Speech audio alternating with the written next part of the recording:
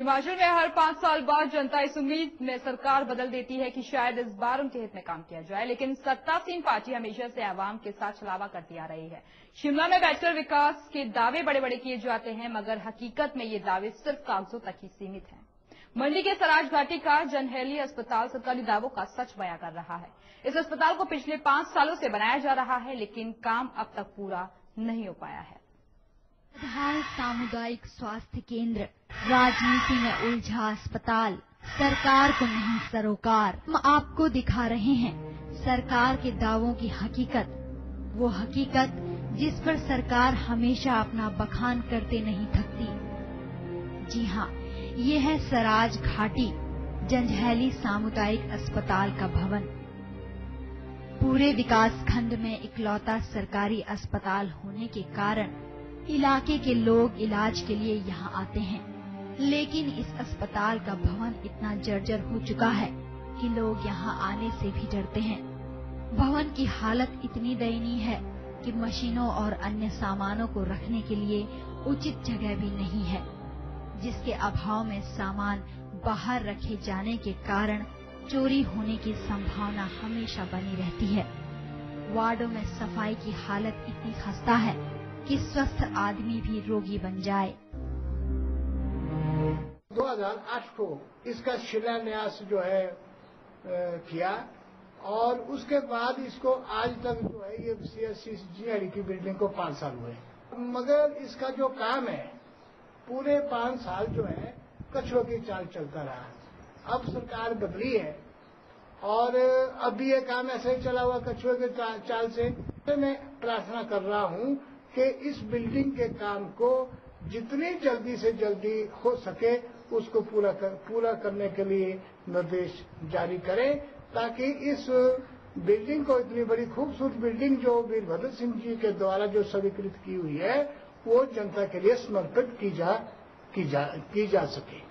तत्कालीन मुख्यमंत्री प्रेम कुमार धूमल ने 2008 में 5 करोड़ रुपए की लागत से नए सामुदायिक भवन की आधारशिला रखी थी। 5 साल बीत जाने पर भी अस्पताल का निर्माण पूरा नहीं हो पाया। सरकार को हमेशा घेरने वाली बीजेपी ने अपने शासनकाल में कभी इस ओर ध्यान ही नहीं दिया। उन्होंने अपने शासनकाल में कई उद्घाटन तो किए, पर उसके बाद उसे भूल गए। उन्होंने अपने शासनकाल में विकास की नदी बहाने की बात कही। विकास की नदी तो नहीं बही, लेकिन विकास के नाम पर जनता के धन की बर्बादी जरूर सामने आई। वहीं बात करें मौजूदा कांग्रेस सरकार की, तो कांग्रेस भी उसी पथ पर चलते दिख रही है, क्योंकि अस्पताल बनने की चाल अभी भी कछुए की चाल से ही चल रही है। कई विभागों के बीच होने वाली खींचतान अभी भी बनी हुई है। नए भवन के निर्माण में देरी होने से स्थानीय लोगों का भी धैर्य जवाब देने लगा है और वो सड़कों पर उतरने की बात करने लगे हैं। इसकी ड्राइंग आ रही है और हमने एक्शन साहब से मांगी हुई है ड्राइंग, और ड्राइंग 8-10 दिन में आ जाएगी। इसमें सोलर पैसिव सिस्टम का थोड़ा प्रोविजन है। मैटर तो एक्शन साहब से हम टेकअप करेंगे, जो आदेश देंगे उसके हिसाब से काम करेंगे।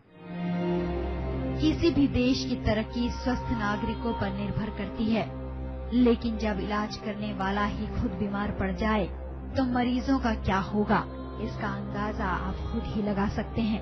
जंजैहली के सामुदायिक अस्पताल की बहाली के लिए सरकार गंभीरता से काम करे तो यहाँ की जनता को राहत मिल सकती है। सरकार केवल घोषणाएं कर जनता को तो लुभाती है, लेकिन सुविधाओं के नाम पर केवल कागजी कार्रवाई तक ही सिमट कर रह जाती है।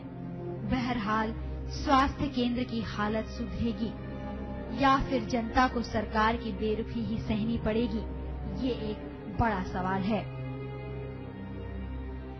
खेमराज कौशल के साथ नीतू गौरकेला, TV 100 जंजैहली। और इसी के ऊपर और ज्यादा बातचीत के लिए हमारे साथ फोन लाइन पर जुड़ चुके हैं मंडी से हमारे संवाददाता खेमराज। जिस तरीके से सराज घाटी में अस्पताल मौजूद है, लेकिन अभी भी ये जर्जर हालत में है, लेकिन अभी तक शासन प्रशासन ने किसी ने भी इसकी सुध नहीं ली है।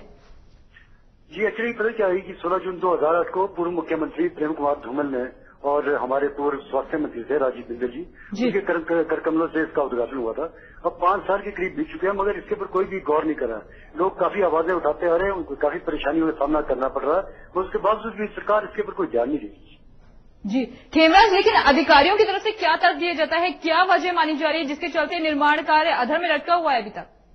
जी, इसके लिए हमने पीडब्ल्यूडी विभाग से बात की थी। उनका कहना है कि अभी पूरी सब कुछ बंद तो चुका है, मगर जो शीशे लगने हैं वो अपने सोलर पैसिव सिस्टम से बनने हैं, जिसका अभी तक नक्शा नहीं बन पाया। और काफी दिनों से ये काम इसी का है कि मतलब जो हमारे ठेकेदार हैं उनका कहना है कि हमको नक्शा नहीं मिल रहा, और अगर पीडब्ल्यूडी वाले कहते हैं तो हम जल्द से जल्द नक्शा उनको हम भेज देंगे। शायद 5-7 दिनों में इस खबर के बाद वो नक्शा भेज दें और काम शायद शुरू हो जाए। जी खेमराज, लेकिन जिस तरीके से 5 साल पहले यहाँ पर ये नींव रखी गई थी, 5 साल गुजर गए, नई सरकार भी यहाँ पर आ गई, कांग्रेस सरकार, लेकिन अब ऐसे में चुनाव एक बार फिर से सर पर है, तो कहीं न कहीं इसका प्रभाव एक बार फिर से जनप्रतिनिधियों पर पड़ सकता है, क्योंकि जनता भी इसका मुंहतोड़ जवाब देगी उनको आने वाले चुनाव में। बिल्कुल विजय जी, एक्चुअली क्या है कि अगर इस तरह से ये कार्यशैली इनकी ऐसी चलती थी तो नेचुरली लोग काफी मतलब नाराज चलते रहेंगे, क्योंकि पिछले कई सालों से पिछली सरकार तो कुछ नहीं कर पाई। उनको उम्मीद है कि शायद ये वाली सरकार कुछ करे। अगर ये भी कुछ नहीं करती तो नेचुरली उसके विरुद्ध थोड़ा प्रभाव तो पड़ेगा ही पड़ेगा। जी खेमराज, यहाँ आने वाले मरीजों का क्या कुछ कहना है, किन किन परेशानी से उन्हें 2-4 होना पड़ता है? जी, उन्हें बहुत मुश्किल है एक्चुअली। यहाँ से जो हमारा मुख्यालय है, हमारा जो मंडी है, यहाँ से लगभग 90 किलोमीटर दूर पड़ता है। लोग यहाँ से यहाँ आते हैं और यहाँ पे कोई सुविधा नहीं मिलती, उसके बाद उनको मंडी रेफर किया जाता है। कई मरीज तो मंडी पहुंचते पहुंचते बेचारे रास्ते में मर जाते हैं। जी शुक्रिया खेमराज हमसे बातचीत करने के लिए। तो आपको बता दें कि सराज घाटी में मौजूद ये सरकारी अस्पताल अभी भी जर्जर हालत में है। लगभग 5 साल पहले इसकी नींव रखी गई थी, लेकिन अभी तक ये अस्पताल बनकर तैयार नहीं हो पाया है, जिसके चलते यहां पर पहुंचने वाले मरीजों को तमाम दिक्कतों से 2-4 होना पड़ता है।